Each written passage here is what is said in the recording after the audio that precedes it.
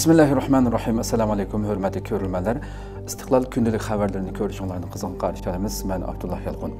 Proqramımızda vətənimiz Şərq Türkistan və dünya gün tərtibiga əlaqədar ən mühim xəbərlərini huzurunuzga sunumuz. Qənəmizdə qıtaqlar ekranımız olsun.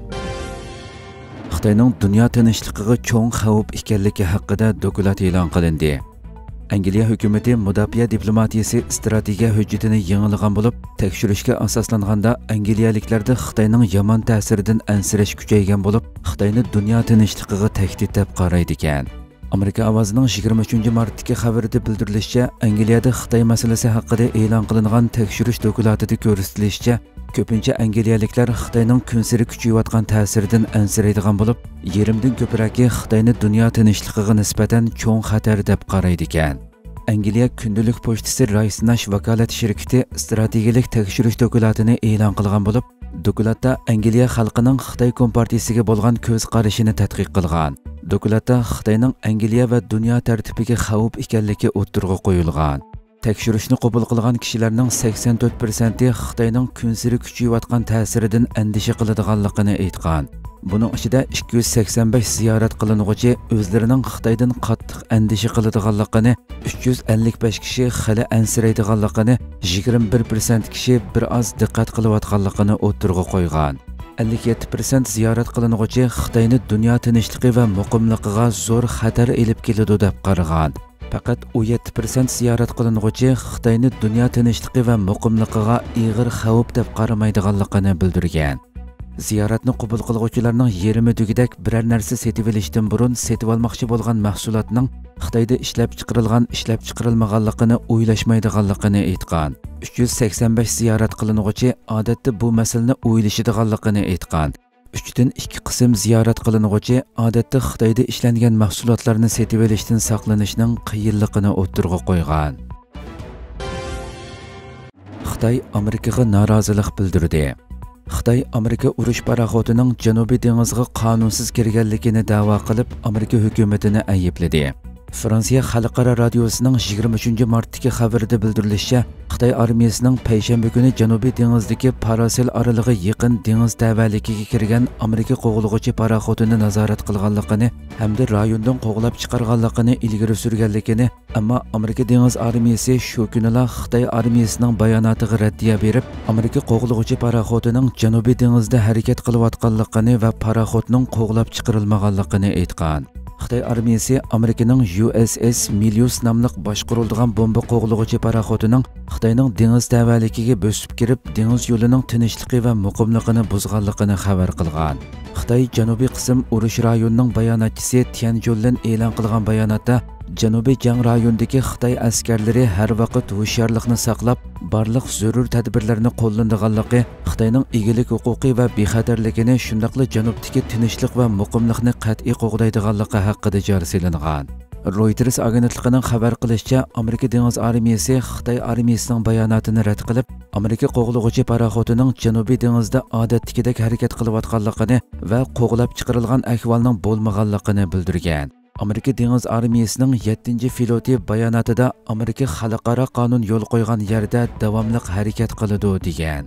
Ma'lum bo'lishicha, bu rayonda Amerika bilan Xitoy o'rtasidagi ziddiyat kunsiri kuchayayotgan bo'lib, Xitoyning bu rayondagi zamin talabining o'tirg'i chiqishiga ergashib, Amerika Osiyo Tinch okean rayonidagi ittifoqdoshlik tadbirlarini mustahkamlab, Xitoyning Janubiy Tinch okean va Tayvan bo'g'izidagi ig'vogarchilik qilmishiga qarshi turmoqda.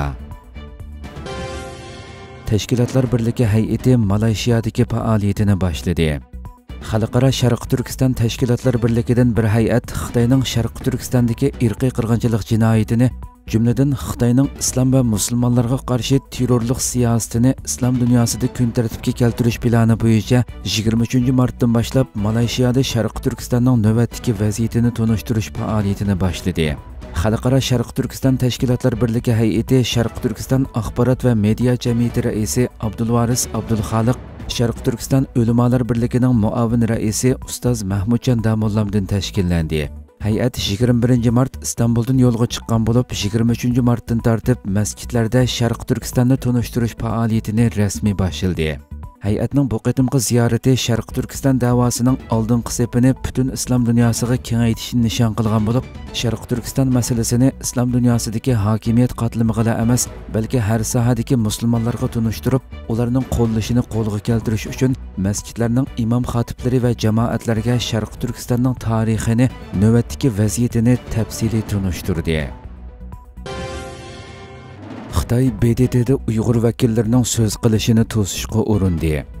Xitoy Dunyo Uyg'ur qurultiyi raisi Dulqunaysa va faoliyatchi Zumratay Arkanning BDT kishilik huquq kengashi umumiy muzokara yig'inida so'z qilishini to'sishga uringan bo'lsa-mu, niyati amalga oshmadi. Amerika ovozining bugungi xabarida bildirilishicha, Dulqunaysa kishilik huquq kengashida Birlashgan Davlatlar Tashkilotining sobiq kishilik huquq oliy amaldori Michel Bachelet o'tgan yili e'lon qilgan Uyg'urlar haqidagi dokumentni dalil qilib ko'rsatish orqali Xitoyning Sharq Turkistondagi Uyg'ur va boshqa musulmonlarga ijro qilayotgan jinoyatlarni tunishtirmoqchi bo'lgan. Dal shu paytda Xitoy vakillari uning so'z qilishini to'sishga uringan. Xabarda qayd qilinishicha, Dulqunaysa so'z boshlagan hamon yig'inga qatnashgan Xitoy vakili norozilik bildirib, Dulqunaysaning bu yerda so'zlash salohiyati yo'q. U kishilik huquq qo'g'dag'uvchisi yoki ommaviy tashkilotning vakili emas. U bir zo'ravon bo'lgunchi deb chalva qilgan. Xitoy vakili Dulqunaysaning so'z qilishiga norozilik bildirgandan keyin so'z qilgan Amerika vakili Sam Brimbaugh Dulqunaysaning BDTning kishilik huquq organida so'z qilish huquqi borligini ta'kidlagan.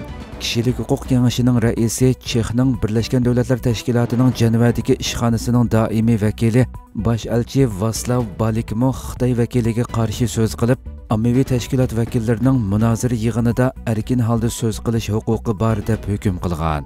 Yig'inda Zumratay Arkanmo Xitoyning to'sqinligiga uchirgan bo'lib, boshqa davlatlarning Xitoyga qarshi so'z qilishi natijasida Xitoy maqsadiga yetolmagan. Blinken Turkiyaning urush aeroplanlarini setib olishining NATO uchun muhim ekanligini bildirdi. Amerika Tashqi ishlar ministri Antony Blinken Turkiyaning F-16 tiplik urush aeroplanlari va mavjud F-16 tiplik urush aeroplanlarining zamonaviy uskunlarini setib olishining Shimoliy Atlantik Akti tashkiloti uchun muhimligini ta'kidladi. Turkiya Ovozi radiosi xabarida bildirilishicha, Amerika Avom palatasi tashqi munosabatlar komitetida Blinkenga mundaq savol tashlandi. Joe Biden hukumatining F-16 tiplik urush aeroplanlarini Turkiyaga setib berishi Amerikaning Turkiyaning buni ittifoqdoshlari va sheriklariga qarshi ishlatmasligini kapolatga ega qilish uchun tashlagan qadamlarimi? Blinken javob berib, Turkiyaning yangilangan F-16 tiplik urush aeroplanlari va mavjud F-16 tiplik urush aeroplanlarining zamonaviy uskunalarini setib olishi zarur deb qaraymiz. Buni Shimoliy Atlantik Akti tashkiloti va ittifoqdosh davlatlar uchun muhim deb qaraymiz, dedi. Blinken Shimoliy Atlantik Akti tashkilotiga a'zo davlatlar o'rtasidagi jiddiychilikni azaytish va jiddiychilikka sabab bo'layotgan harakatlar yoki ig'volardan saqlanish uchun nihoyatda zo'r tirishchanlik ko'rsatayotganliklarini bayon qilib, Turkiya, Gretsiya yoki Shimoliy Atlantik Akti tashkilotiga a'zo boshqa har qanday davlatlarga qarata elib berayotgan tirishchanliklarimizning muhim nuqtasi ularning o'zaro bir gavda holatida harakat qilishiga kapolatlik qilish uchun ular ehtiyojli bo'layotgan uskunalar va texnologiyaga to'liq ega qilishdir. Shuning bilan bir vaqtda ularning o'rtasida biror ixtilof bo'lsa, biz ta'minlagan har qanday uskuna yoki texnologiyaning bu ixtiloflarda ishlatilmasligiga kapolatlik qilamiz, dedi. Blinken Rossiyani terrorlikni qo'llaydigan davlatlar tizimligiga kirgizish haqida to'xtaldi. Amerika Tashqi ishlar ministri Antony Blinken Rossiyani ig'ir embargo va cheklimlarni yo'l qo'yishni talab qiladigan terrorlikni qo'llaydigan davlatlar tizimligiga kirgizishning kutilmagan oqibatlarini keltirib chiqaradiganligini bildirdi.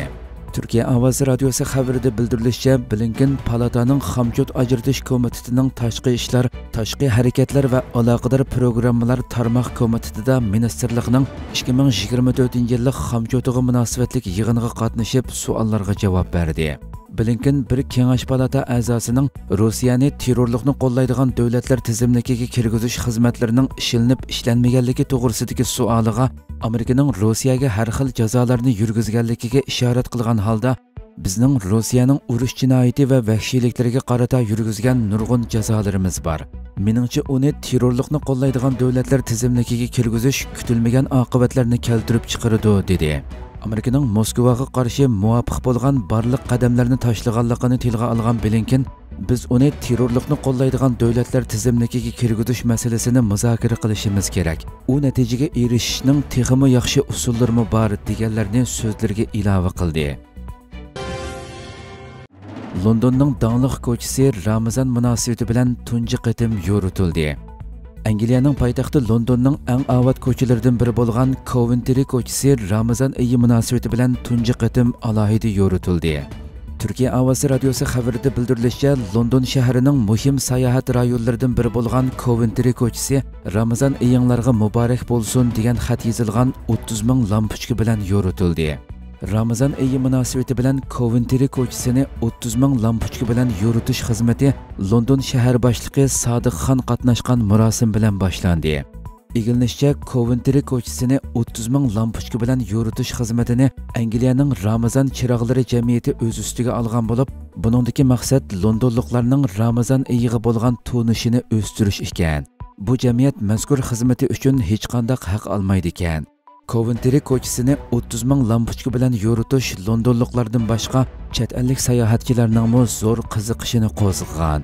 Coventry ko'chasini 30 ming lampochka bilan yoritish xizmati 23 aprelgacha shu joy vaqti har kuni tushdan keyin soat 5 dan kech soat 1 gacha davomlashadi ekan.